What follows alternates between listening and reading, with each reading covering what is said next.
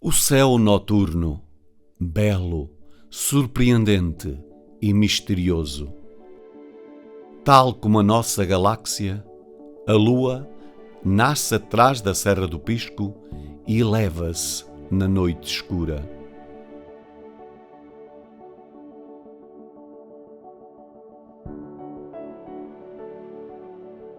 Na manhã seguinte, o Sol não tarda a levantar-se para dar início a um novo dia, continuando o ciclo perpétuo de movimentos do universo.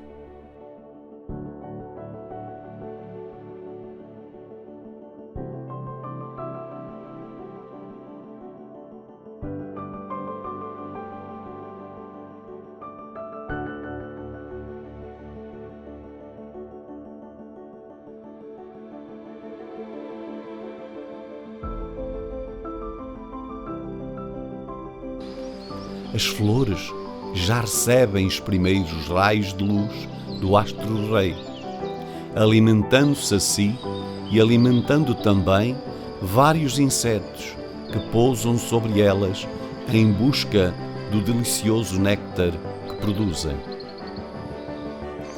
Numa manhã de primavera, também as árvores floridas parecem mostrar a sua alegria por receberem esta luz que lhes chega depois da chuva que caiu durante a noite. Vamos dar início a uma nova viagem por Carapito, mais uma vez guiados pela água das nossas fontes. Venha conosco.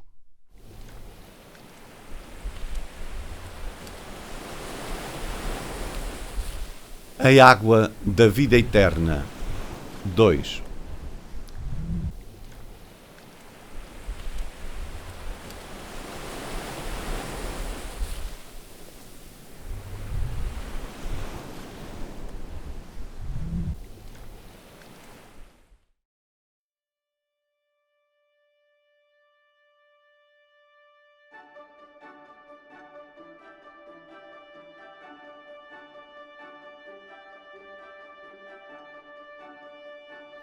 Estamos no Soito do Velho. Aqui nasce o rio Carapito, bem perto do início da revolta. Nos lameiros, o feno já foi cortado e enfardado.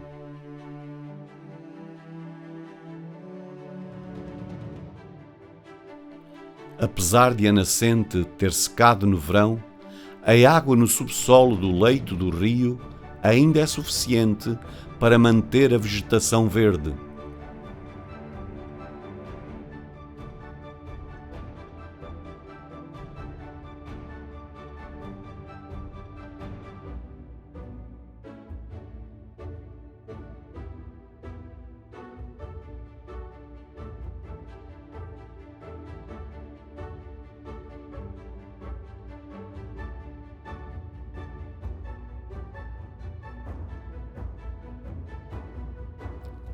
Na primavera, o cenário é diferente. O poço transborda. A água atravessa rapidamente esta porção do lameiro e chega ao caminho, onde parece efetivamente nascer.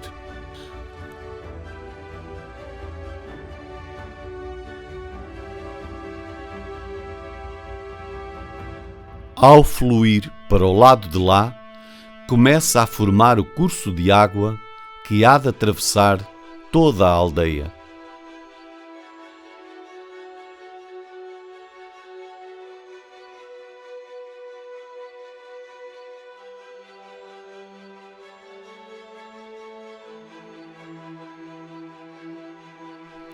Apesar da grande seca, ainda foi possível ver crescer várias culturas que aqui se estendem até às trigueiras.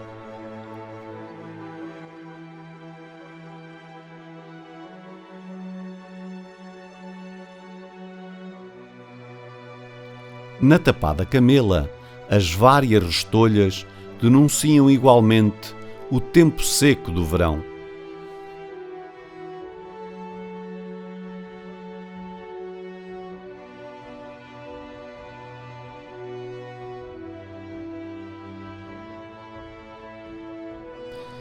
Mas, na primavera, a vista é substancialmente diferente, com o verde das ervas a sobressair na larga extensão de terra, onde os animais pastam calma e despreocupadamente.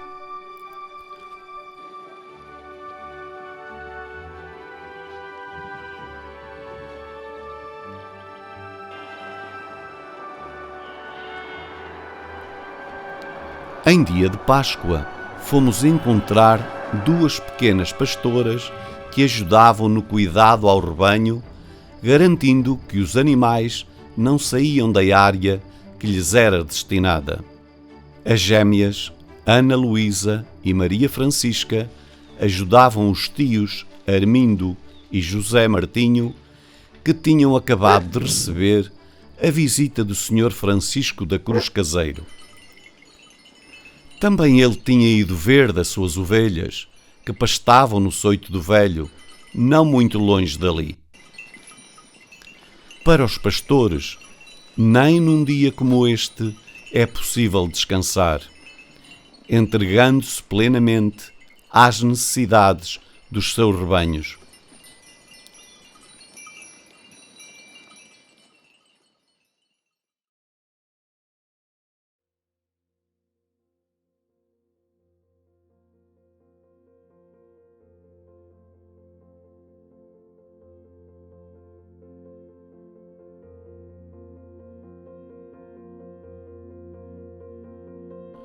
O faça-porco é logo a seguir à tapada camela. As cortes, construídas em pedra aparelhada, começam a apresentar telhados modernos e mais resistentes. Aqui, os penedos gastos e escorregadios denunciam a passagem continuada dos rebanhos. Nas trigueiras sobressai o verde das culturas, nos terrenos férteis que vão produzindo diverso mantimento, dependendo da época do ano.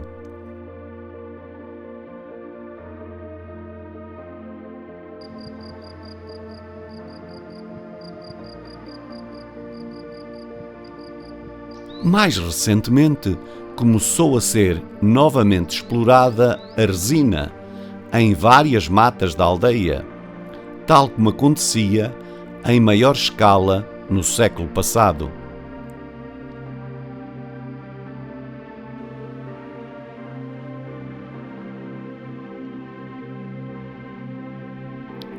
Um pouco mais à frente ficam os bacelos. E quase a chegar ao Linteirão, ainda vemos a Quinta do Carvalho Mação, para de seguida nos dirigirmos à Passagem.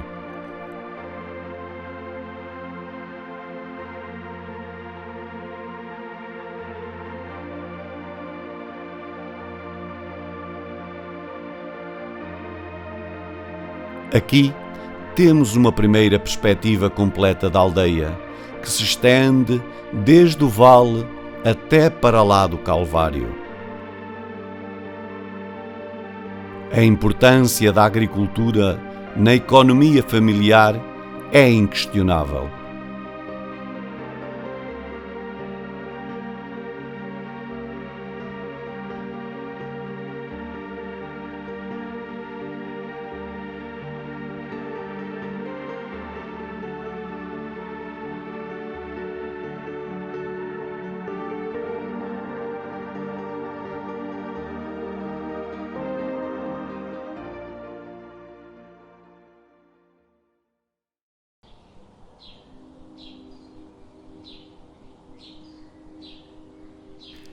Na carreira da Cancela, fomos encontrar o Sr. Avelino Almeida enquanto plantava cebolo.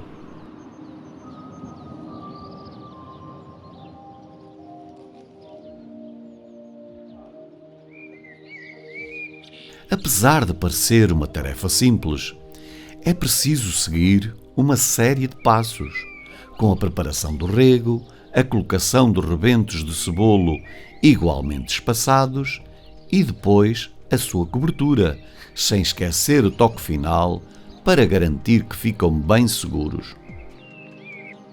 E claro, no final só precisam de uma rega para continuarem bem o seu desenvolvimento.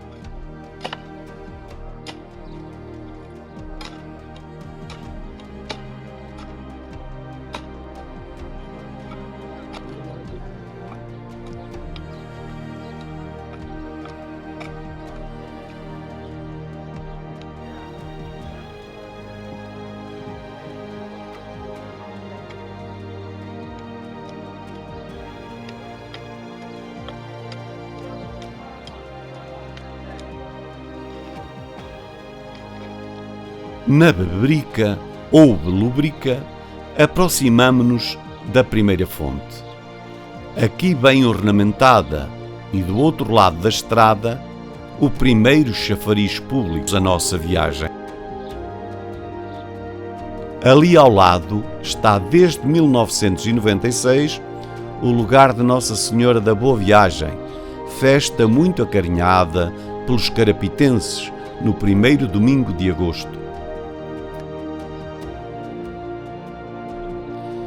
Fazemos agora um pequeno desvio até ao bairro da Fonte Nova.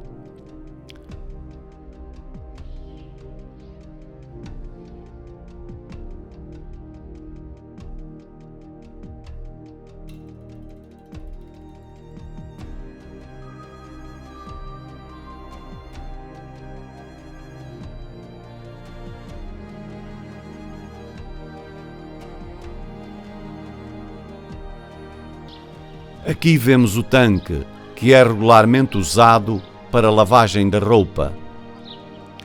E atrás dele, a fonte que o enche e onde um cardume de peixe circula tranquilamente.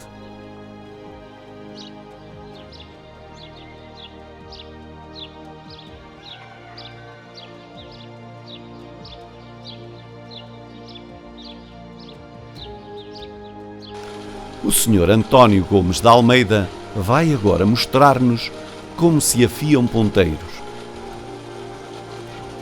Na sua forge, alimentada por um motor elétrico, começa por colocar os ponteiros no carvão quente, enquanto prepara também a bigorna onde os vai moldar.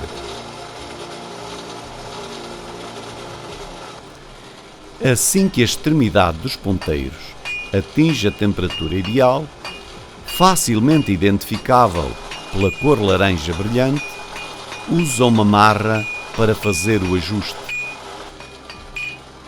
O ponteiro regressa depois ao lume para um temperamento e, por fim, é mergulhado em água fria para ficar mais resistente, terminando a tarefa com uma inspeção geral.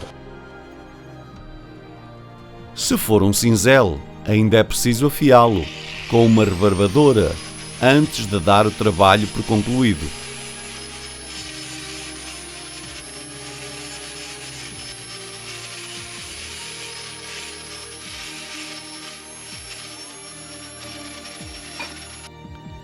Daqui também é possível ver a quase totalidade da Serra do Pisco, com os muitos terrenos de cultivo em primeiro plano.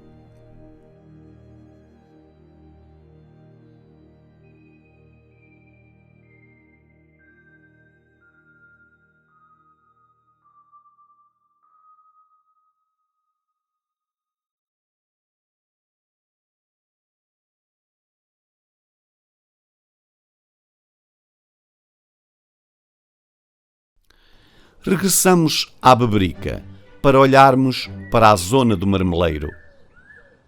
Vejam a bela composição criada pelo olival aqui existente.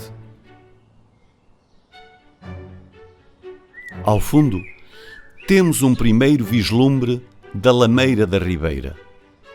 Deixamos o local e seguimos para o Passigo. Aqui está um pequeno forno artesanal, certamente já sem uso, mas ainda em bom estado de conservação. Carapito é local de muitas quelhas. Esta que aqui vemos vai levar-nos diretamente às vinhas, apesar da dificuldade de movimentação na maioria do seu percurso.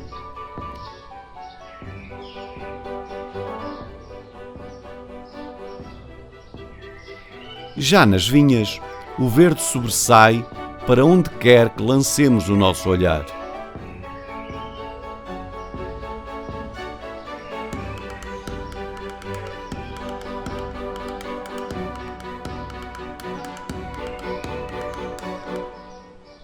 Uma observação mais atenta na erva revela pequenos montes feitos por toupeiras ou, como aqui se diz, escava-terras ou escova-terras. Mas temos mais alguma coisa para ver.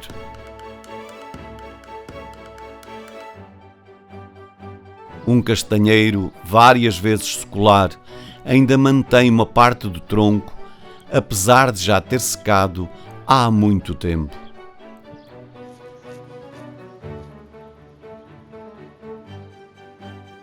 Do Passigo, seguimos para as lajas, onde ainda hoje se seca milho, feijões e outro mantimento, tal como no Calvário, na Fonte Nova ou no Arrabalde. Em frente ficam o Passal e a Regada, e do lado esquerdo a Lameira da Ribeira.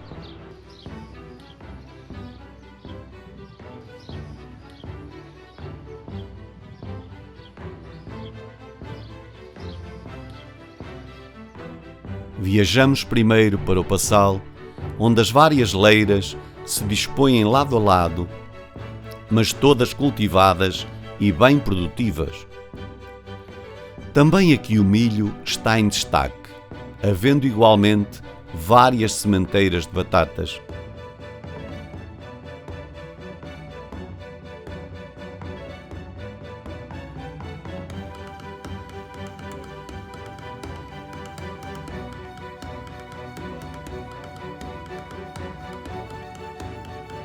Daqui vemos o Parque Fluvial da Lameira da Ribeira, ainda em construção, delimitado pelo rio Carapito, a poente, e pela Serra do Pisco, a nascente. O Poço Penedo está mesmo ali ao lado.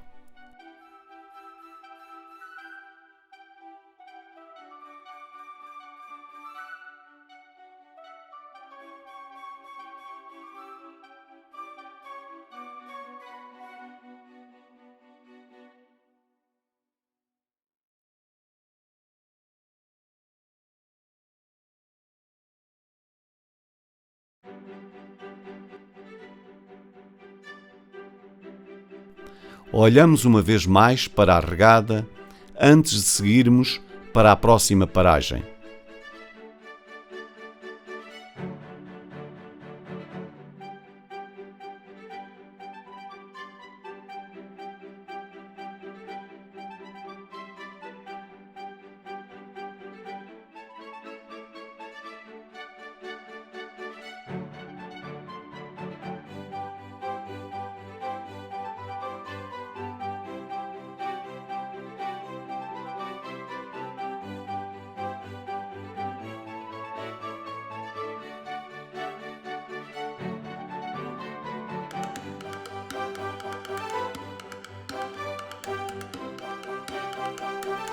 A igreja identifica-se facilmente ao longe, não só pela torre sineira, mas principalmente pelo alto e esguio cipreste nas suas costas.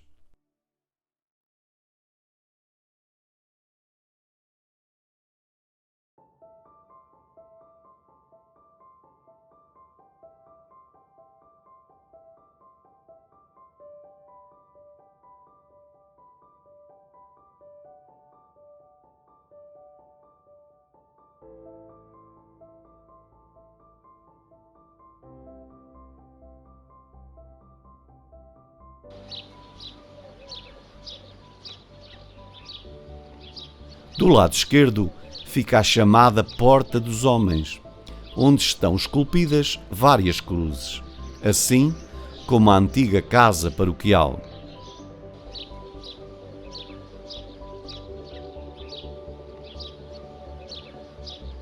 A principal porta de entrada, e também a maior, é chamada Porta das Mulheres. Na frontaria à direita está a torre com os 2 sinos, o mesmo lado onde se encontra o pedestal da padroeira de Carapito, Nossa Senhora da Purificação. Sinos que não anunciam só as celebrações na igreja, mas também a partida dos conterrâneos falecidos, ou a necessidade de reunião para combater um incêndio ou outra emergência. Entramos para o interior do templo. No altar principal, ao centro, estão a cruz com Cristo crucificado, ladeado pelas imagens da padroeira e de São José. A bela pintura sobre a apresentação do Menino Jesus no templo está do lado direito, atrás do órgão. Passamos para a nave central. À esquerda, mais 2 altares. O do Sagrado Coração de Jesus, datado de 1871, e o das Almas do Purgatório, facilmente identificável pela pintura logo acima.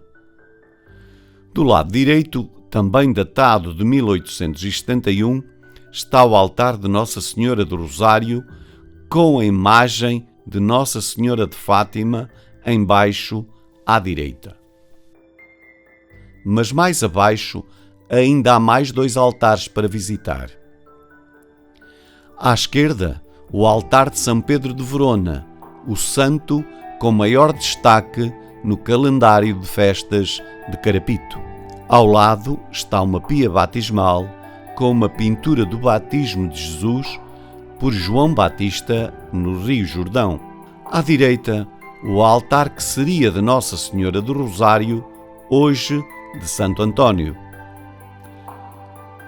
A igreja é um dos locais de reunião da população, apesar de nos últimos anos ter cada vez mais lugares vazios.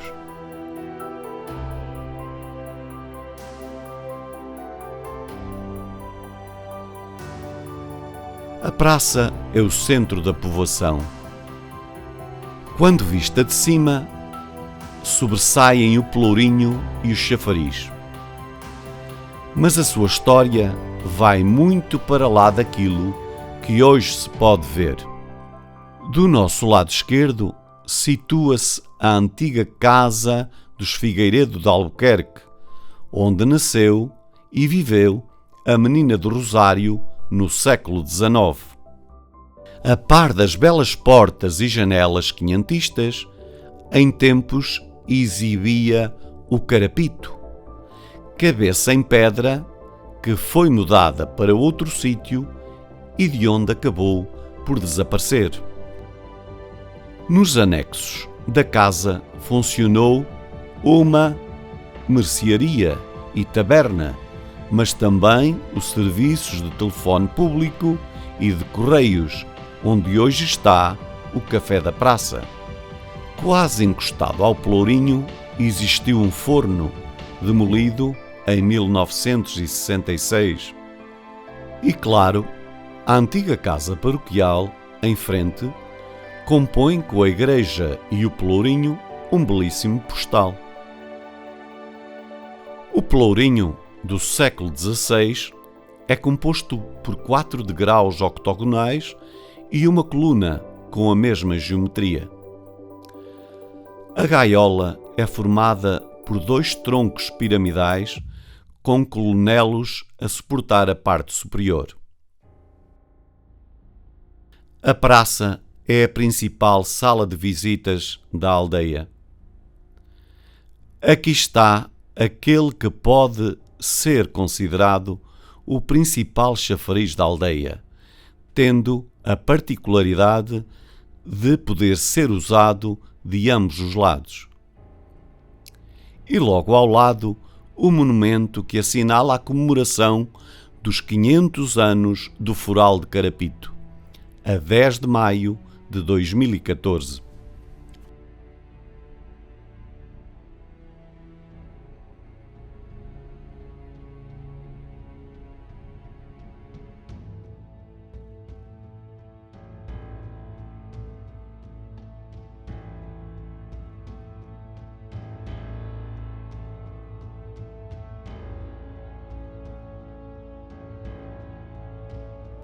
Do Pelourinho, vemos facilmente a antiga Capela de Santo António, na Carreira de Baixo, que em 2022 comemorou 300 anos desde que Dom Miguel da Cunha a mandou construir.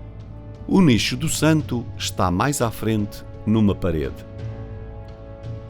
Seguimos pela Carreira de Baixo até que paramos na Rua dos Ferreiros, uma das ligações principais ao terreiro. Mesmo ao lado, vemos a parte de trás de uma das casas de balcão da aldeia, com os peculiares suportes para vasos junto às janelas.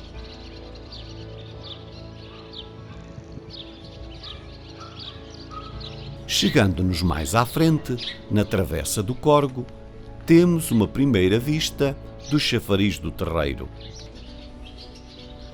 Mas antes de o visitar, continuamos pela Carreira de Baixo em direção ao outeiro, que combina algumas das habitações mais antigas da aldeia com outras mais modernas ou, entretanto, recuperadas.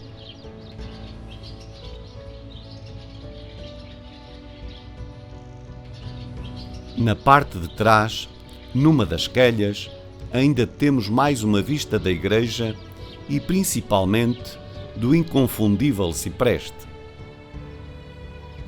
Apreciemos agora a complexidade e resistência das construções em pedra que, na sua grande maioria, têm resistido ao tempo.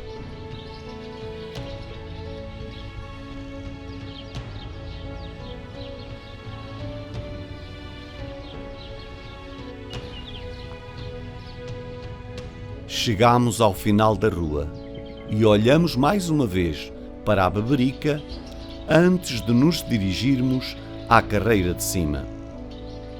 Logo à entrada, na Rua dos Combatentes da Grande Guerra, surge mais uma elegante casa em pedra. No entanto, um olhar mais atento diz-nos que é muito mais recente do que as que acabamos de visitar. Fazemos um desvio pela Rua de Cima e logo encontramos a Fontainha, mais uma nascente no interior da aldeia. A partir daqui, podemos chegar facilmente ao Calvário. A par da praça, o terreiro é outro dos pontos de encontro da aldeia, igualmente com muita história acumulada. O cruzeiro já aqui foi colocado há muito tempo, apesar de a parte superior ter sido substituída recentemente após ter partido.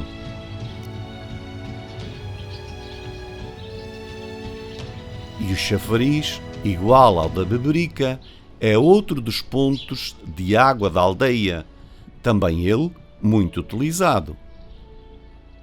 Do outro lado do largo está o pio do terreiro.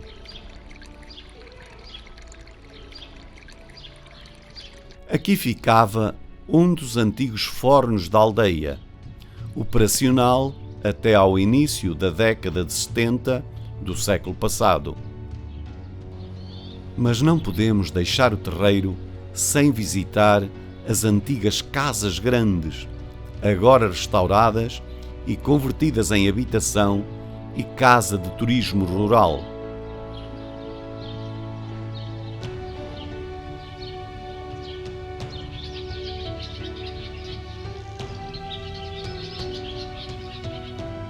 Logo a seguir, no término da Carreira de Cima, outro templo religioso, a Capela de Nossa Senhora do Rosário, datada de 1665, Construída pelos Beltrões e na posse dos Peçanhas, atualmente é usada como casa mortuária.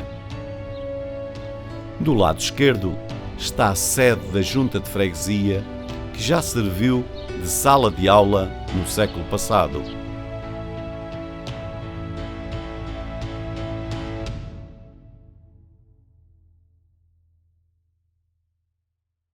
Subimos a rua em direção aos tanques principais da aldeia. Não deixamos de notar o piso em cubos de pedra por onde muitas vezes corre a água rua abaixo. Uma bica em corrente livre desde a pipa ajuda a renovar a água dos tanques e contribui também para a irrigação de muitos terrenos.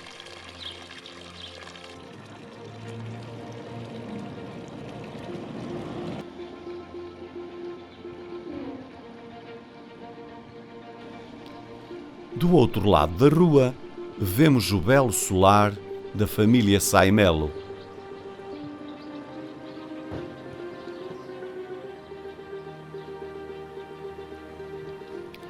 Da Capela dos Beltrões, que aqui terá sido construída, só já resta a frontaria, com pináculos e um nicho idêntico ao da Capela de Santo António.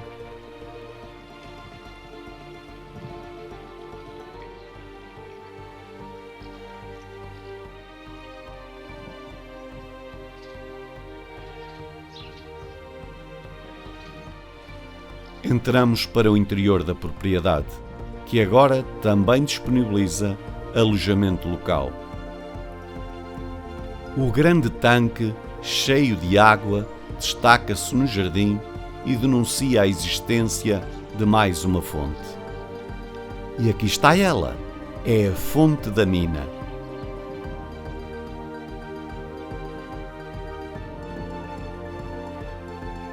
A água do tanque segue depois por um pequeno aqueduto em pedra até que sai para o exterior.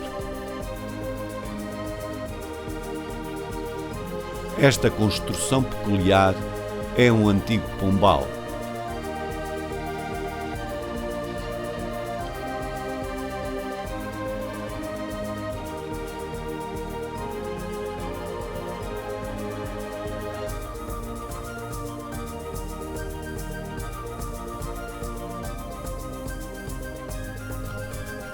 Antes de subirmos para o Calvário, ainda encontramos um pequeno chafariz e uma nova fonte, junto às Carvalhas. Esta também com água da pipa e muito apreciada.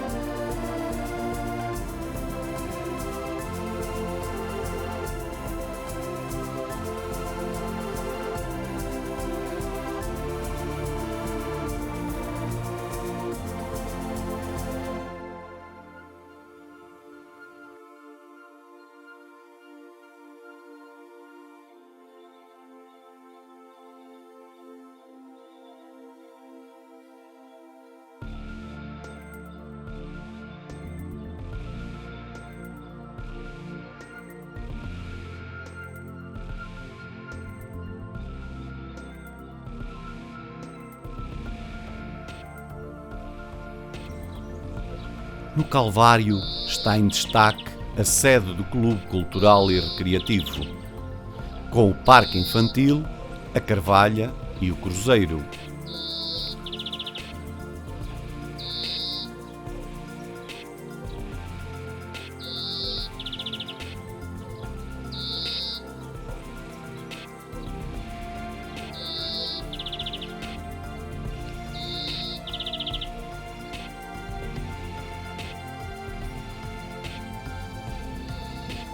O primeiro polivalente do concelho foi aqui construído e viu ser-lhe atribuído o nome do antigo presidente do clube, António Jeremias Caseiro Marques, falecido em 2000.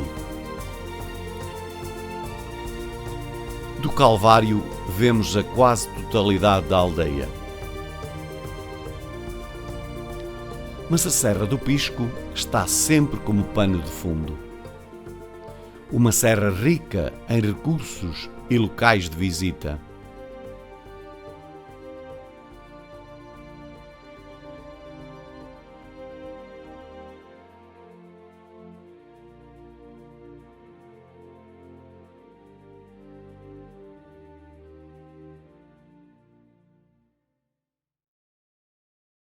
Do cimo da serra, Carapito surge agora, ao fundo, mais distante. Aqui ao lado, o velho Talef assinala o seu ponto mais alto, a 990 metros de altitude. Não foi por acaso que o local foi escolhido para a implantação de um parque eólico. Aqui o vento raramente dá tréguas.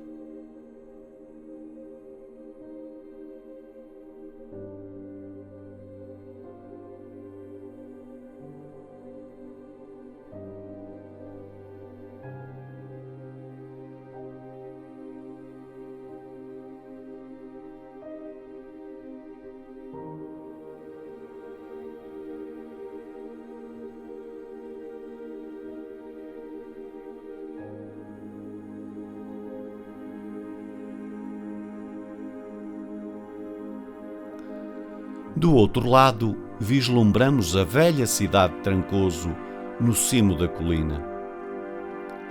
À nossa frente fica a Guiar da Beira, a sede do concelho.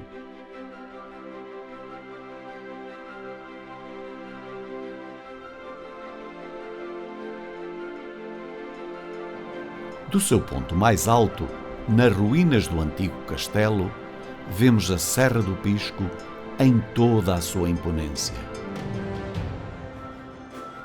A Nossa Senhora da Assunção, assente no pedestal com o nome das freguesias, abençoa todo o concelho.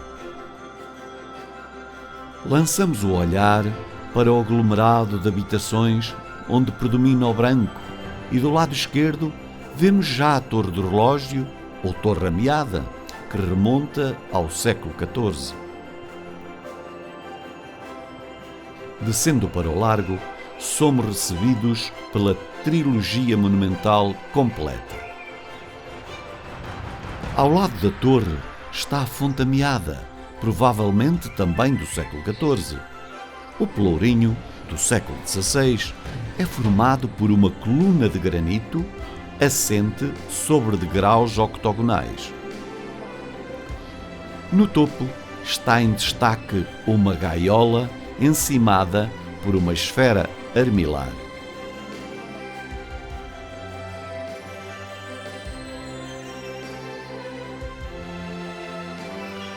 Regressamos ao cimo da Serra do Pisco.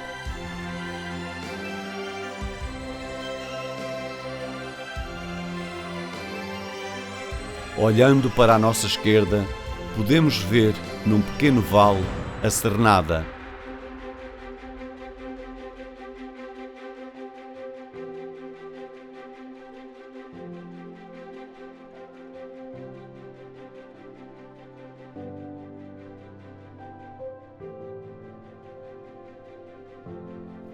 A Cernada é hoje habitada por algumas famílias que vivem essencialmente da agricultura e da pastorícia. A extensão de terrenos cultivados é considerável, beneficiando das várias nascentes que correm pela serra.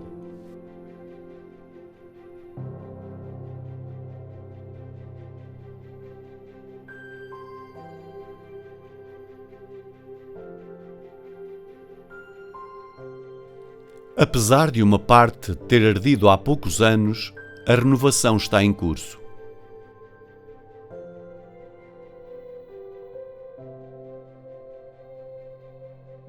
Mas a nossa visita nunca ficaria completa se não visitássemos os castelos.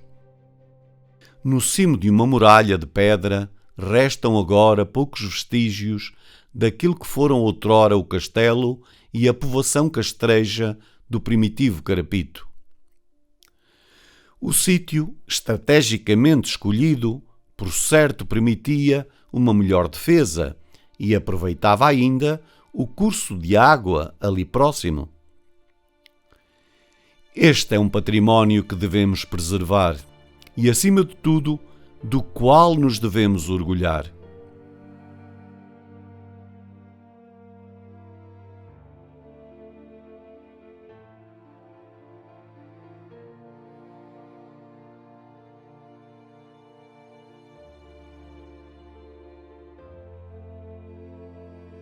Ainda que seja cada vez mais difícil identificar as antigas construções, alguns muros têm resistido ao andar do tempo. Aqui vemos o que resta da muralha da antiga fortificação ou castelo.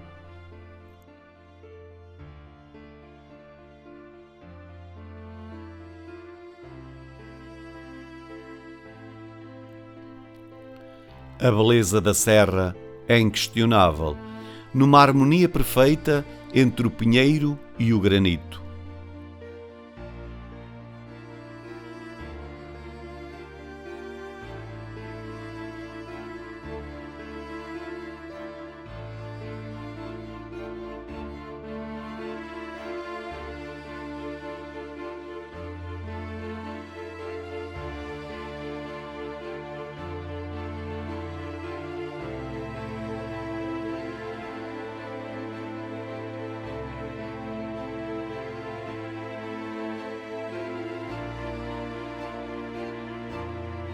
O que é que pensariam os antigos carapitenses se hoje pudessem olhar para o novo carapito em frente, no vale?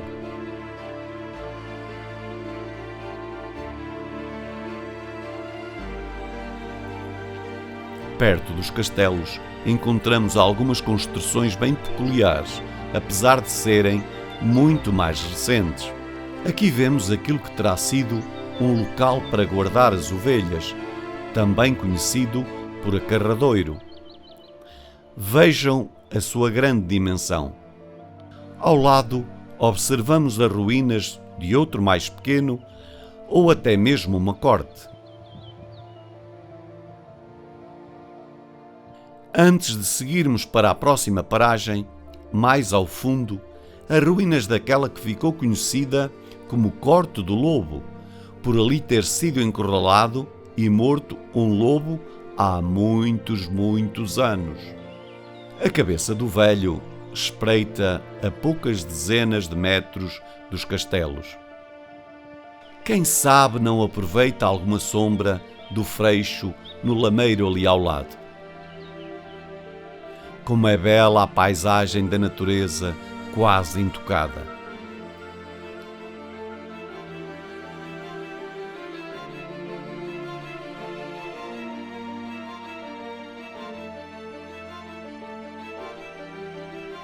Aqui perto, a água corre em pequenos ribeiros, vinda da barragem da Quinta.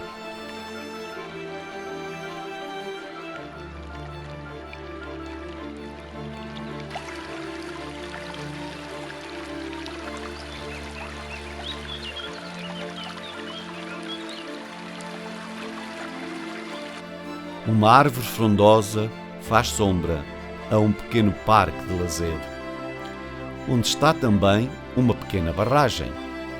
Mais abaixo, encontramos outra maior.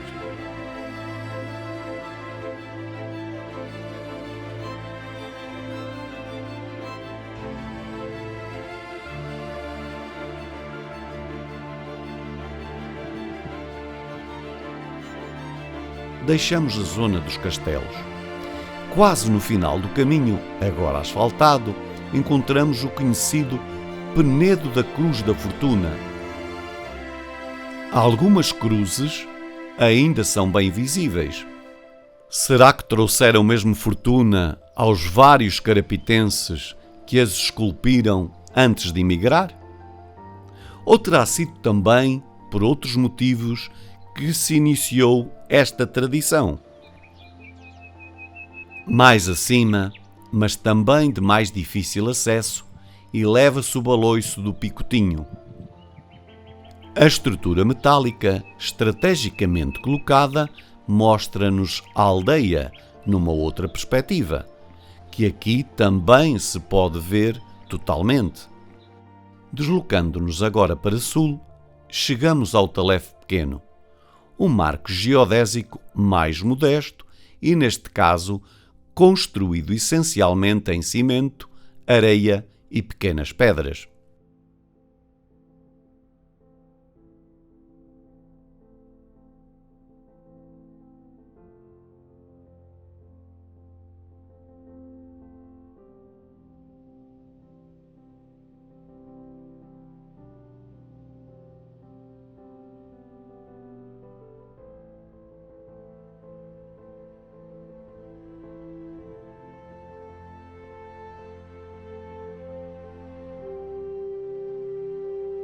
Um olhar mais próximo revela o desgaste que pede igualmente uma renovação.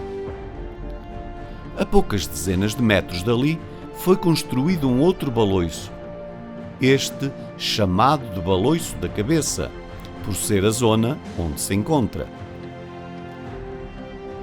Só a área recentemente ardida retira alguma da beleza ao local.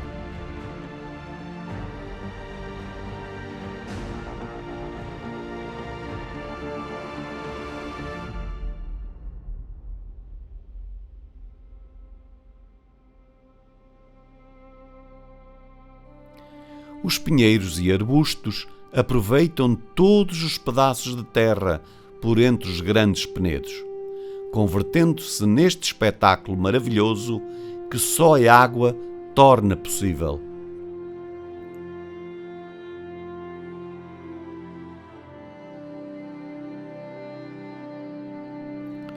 A estrutura em madeira também está estrategicamente colocada de forma a permitir uma vista pela serra em direção a Carapito, que surge ao fundo.